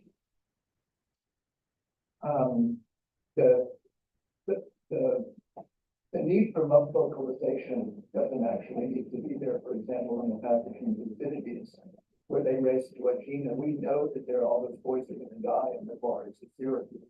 But when they race out there filled and brimmed with joy and delight, that we feel compassion for them, even though they're vocalizing the opposite. That ties in with the paper Luke gave yesterday on kind of you know, proleptic moves, right? The bracketing of Christianity. Because the thing I love about your paper is that you're making the jump to the reader. In other words, even if there isn't compassion being shown in the text, that the reader is going to feel it. Absolutely. And so when you bracket Christianity vigorously, yeah, okay, you can say, well, this is a pre-Christian text, so let's not read Christian values into it. The problem is we are post-Christian, we the reader. And if you bracket out Christianity in a rigorous manner, you're going to get people saying that we shouldn't feel compassion for these people because it's not explicitly demanded in the text. It's not required by the text. In fact, we're getting what comes up, and we're imposing our Christian values on them by feeling compassion. And so I love your paper, and making the jump to the reader is crucial. And I understand why you're bracketing Christianity at the beginning. But I've read a lot of people who want to bracket Christianity out of the reader of ancient texts, and it causes them to distort exactly the phenomenon that you and David Constant have brought to life. Thank you for that. Just to follow up on that, though, I think that there's one, I agree, especially with the first part of that comment, but I think the potential problem is then to say, well, the reader reads something that wasn't intended by the author. And so in a way, I think there are faces that show compassion in characters that are worth drawing out too. So I was thinking especially of the tear when Cyrus cries in his conversation with Cyaxares, because he doesn't agree with Cyaxares. Cyaxares can't convince him that he's committed an injustice. But it's really just the feeling that Cyrus seems to have for how Cyaxares feels, even though he disagrees, that causes him to cry. And that seems like the kind of compassion that is not based in Christianity, and it's not even based in agreement, right? I mean, I agree with that. Of course, we need to look at characters showing compassion, but I also believe very firmly, as William just said, that we do need to think about what the reader is meant to feel. And I realize it's really tricky saying what the reader is meant to feel, but this is where the theory of immersion comes in. You can at least look for the recognized techniques, which are techniques that an author in any time period uses to draw the reader into the text and make them feel emotionally connected to the characters in the text. So that's what I try to do in order to make it, I suppose, less subjective, although subjectiveness is always a risk, right? I guess I think it's in the text too, though. Especially, I mean, also in analysis of the trial, when Xenophon says, is defending like he beats the soldier, Yeah. says, we're all gonna die, does that mean we should be buried alive too, right? It seems like that's an argument based on compassion too, but yeah. Yeah, oh, absolutely. And sophrosune, and you might say common decency, right? I mean, there's an overlap here between different, I suppose, virtues.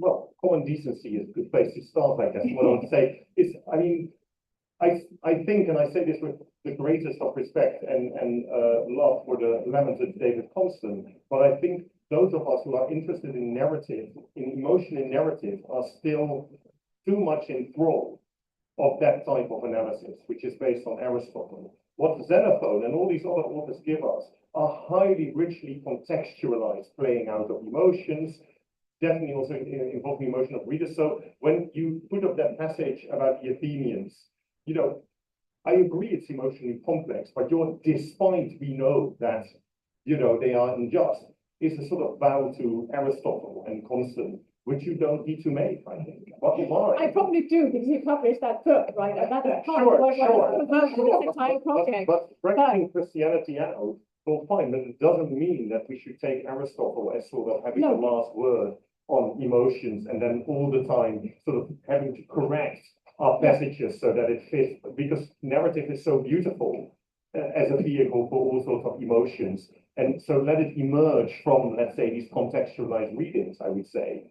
So that would be my only suggestion for your really wonderful project. Thank you. I actually love that. And I think, I mean, Aristotle's being prescriptive, and he's talking about rhetoric, right? He's talking about how to convince people. So he's not really talking about how people really feel. He's talking about how you're saying, no, you should not feel what you really feel. You should feel this instead. And he doesn't show how emotions play out in time. No. You know, it's all abstract, whereas that's exactly what narratives give us. Absolutely. Thank you. Okay, thank you very much. To conclude,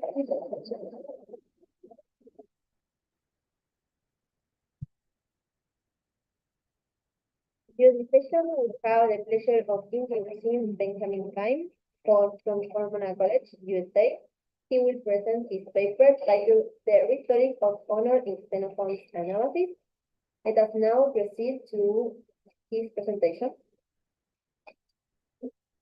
Thank you all very much. And again, another word of thanks to our organizers for this opportunity. This is the first of the Xenophonic conferences that I've been able to attend in person. And as someone who teaches in a small liberal arts college environment, but even those of us at larger institutions, the opportunity to come together and to throw out a passage and to have dozens of people both know what you're talking about and have learned thoughts on it is a tremendous privilege.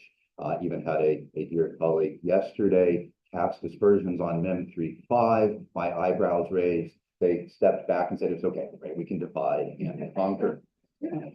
So in brief, although I'm more Athenian than Spartan, the rhetoric of honor in Xenophon's analysis. As many of you will know, this is an outgrowth of my longstanding interest in the politics of honor, of time, in the broader Greek and especially the democratic Athenian experience. My own Xenophontic term was actually occasioned by the 2014 panel that Richard Buxton and John Marin Fulla put together in Chicago.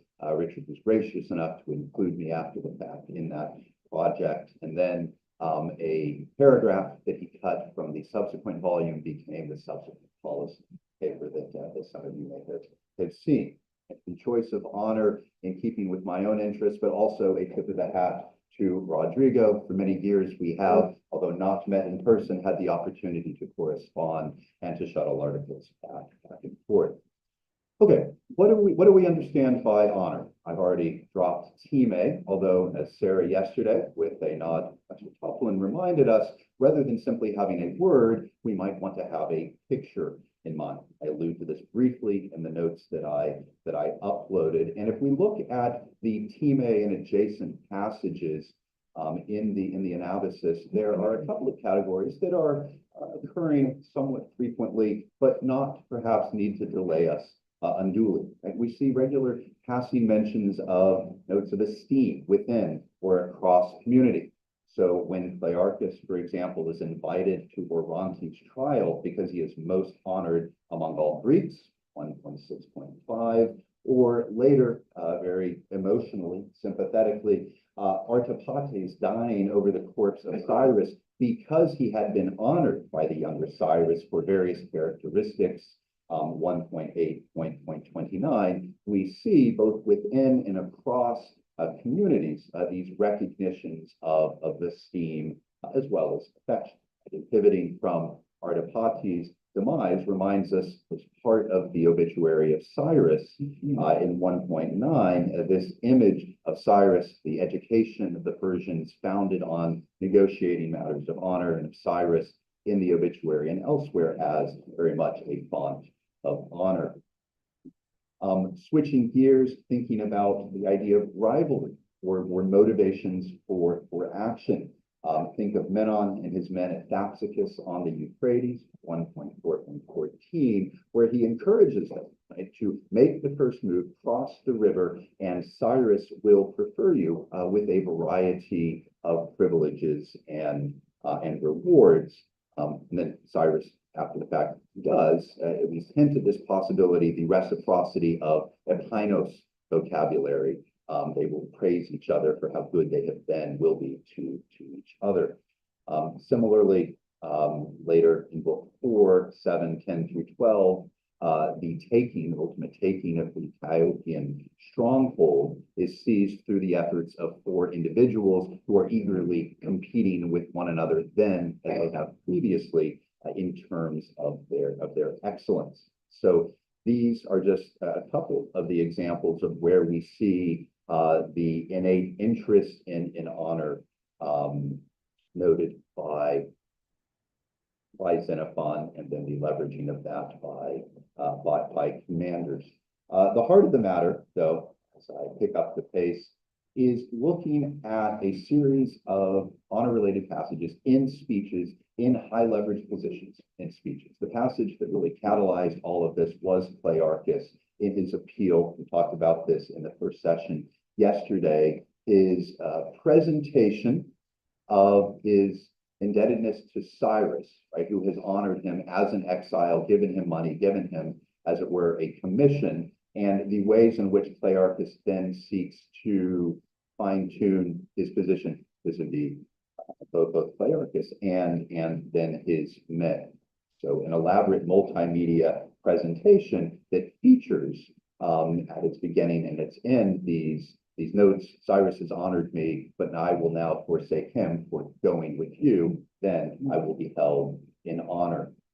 If we, passing over the remainder of 1 and 2, look at books 3 through 7, I would argue, in keeping with others, that Xenophon often comes across quite well. It has a leaderly character in the narrative from his reappearance in 3 through book 6. There's a variety of actions that he carries out, as well as set piece speeches, right, from his invocation of Iliad 12, book 3, 137, through to whenever his leadership or his standing comes into question, it is there on a handful of equations that we see him making mention specifically of honor, the honor of this office, the way in which he has honored others. He, in the end of the passage that Mateo's article covers, the trial in 5.8, part of his assertion is that I know how to honor good men, right? And I have done this to the best of my ability. From there, quickly, we might pivot to the arrival of Suthes, right? Who, in similar terms, says, come and fight with me. I will pay you all and I will honor you. That we see the relationship between Suthes and Xenophon at beginning, an awkward negotiation of honor of sorts. And then at the very end, Suthes, stay with me. You will not be dishonored. Xenophon says, no, I'm going to go. I'm going to be in Timothyros elsewhere. What do we take away from this? Variety of thoughts, perhaps, on Xenophon and his engagement with honor, but I think we see Xenophon as presented as the character very ably, deftly negotiating the claims and counterclaims of honor that his position of leadership make upon him. And he does this better in books 3 through 7. I make note of David Thomas's recent article about the Soothis book 7 episodes. He does it less well there, but nonetheless, I think we can come away with a newfound appreciation for the author's understanding of this key aspect of human psychology and a motivation to think more about how this informs in the analysis of elsewhere his thoughts on leadership. Thank you very much.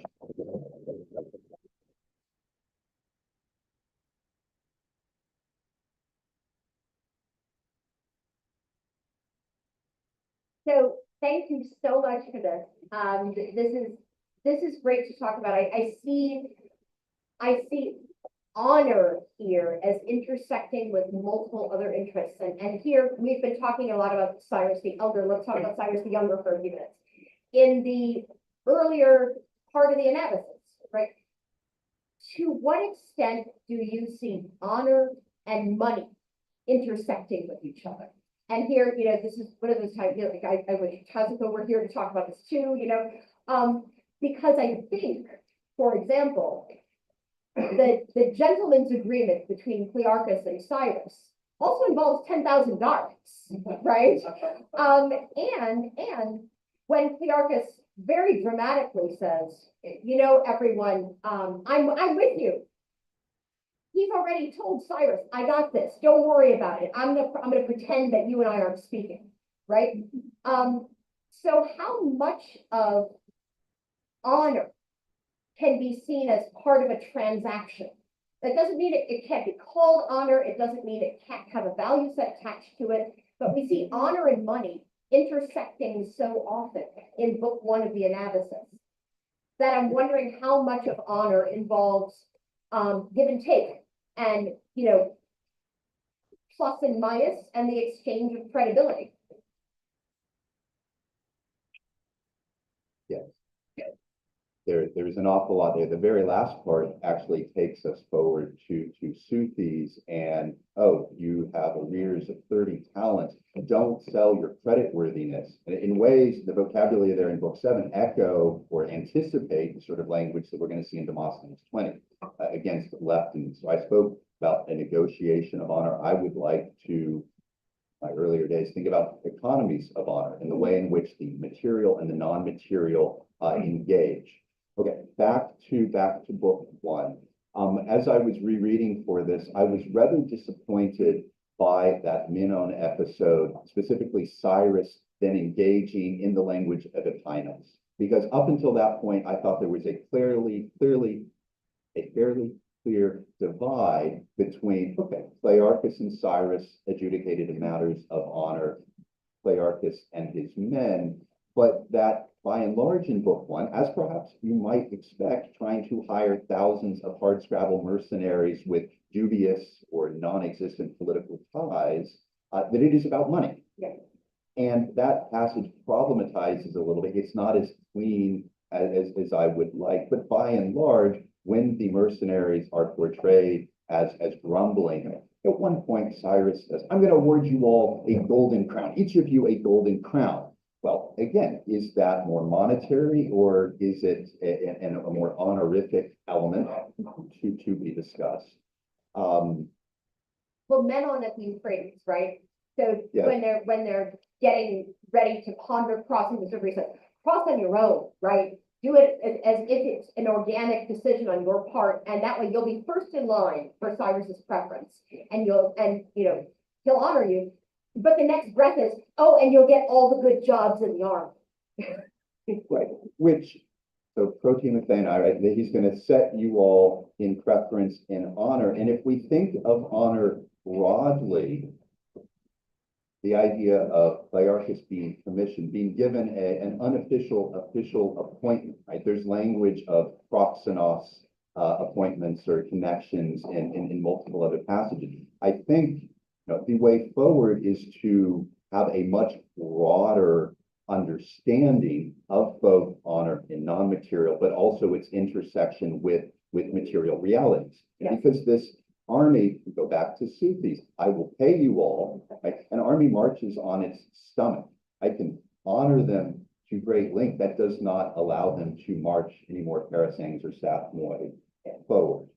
So you cannot simply honor, you cannot, you might get more out of a mercenary army simply paying, but there is enough indication that if you are going to motivate people, Menon does it, Xenophon does it later, trying to get the troops across a ravine, wrap this up. What I think, let me throw this out to you all to bat around for the time that remains as well. I wish there were just money as the currency that was able to be exchanged across. There would be a certain simplicity to that. What I think is most striking about Xenophon's performance, if leadership, and you hear of the recent work of Nan and Kihane on leadership theory, is working within a community, help that community identify its goals, and then as a community move forward towards those goals, that is always going to be a difficult task.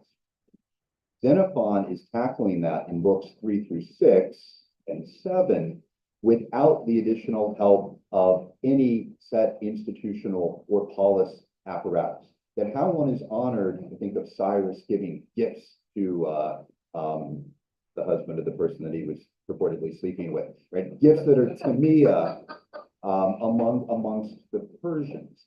The community element, what is honorable for the Spartans, for the Athenians, for the Persians is part of that. But bigger picture, and something I'll continue wrestling with, Xenophon doing this, I would argue, quite successfully in a rather apolitical sense. He not just has to negotiate the values, he has to define them and retain the community and do that with leadership.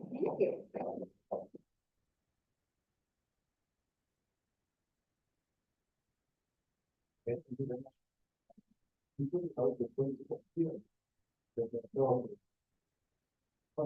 Yeah.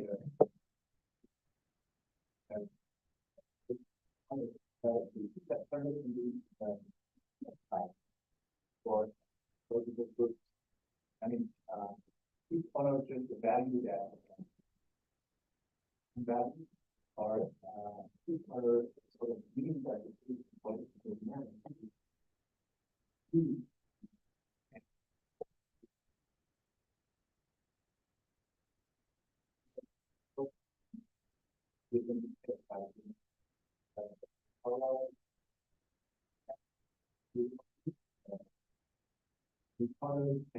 Can drive men and that one. Right. So again, I take it on the basis of, I think it's Hero 7 and the passage that I may cite in Xenophon 6, that honor, philotomia, the desire for honor is a human distinctive, right? Is a core part of human psychology. That said, not everyone, we see this in the Oikonomicus, is going to respond. Different individuals, free or enslaved, are going to respond in different ways, perhaps at different times in their life, to motivations of keratos or motivations of time. As you began citing the other texts, I was put in mind of the perhaps overly critical, but the obituary for Menon, where in an inversion of what we see in any number of other Athenian texts, right, he is not wanting to acquire money in order to win honor or to beautify the state, but rather saw honor as a means towards more money. And I take it that is a key part of Xenophon's there. Critique, fair or not, we can discuss another time. So the politics, it will depend on the community.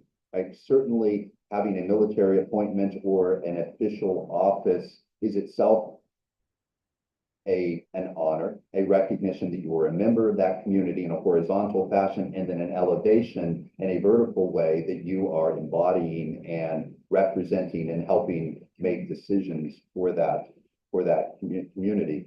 I guess to give a better, more precise answer, I'd want to clarify, we can do this over topic, sort of which community are we looking at? Thank you. No more questions? Okay. Thank you, everyone.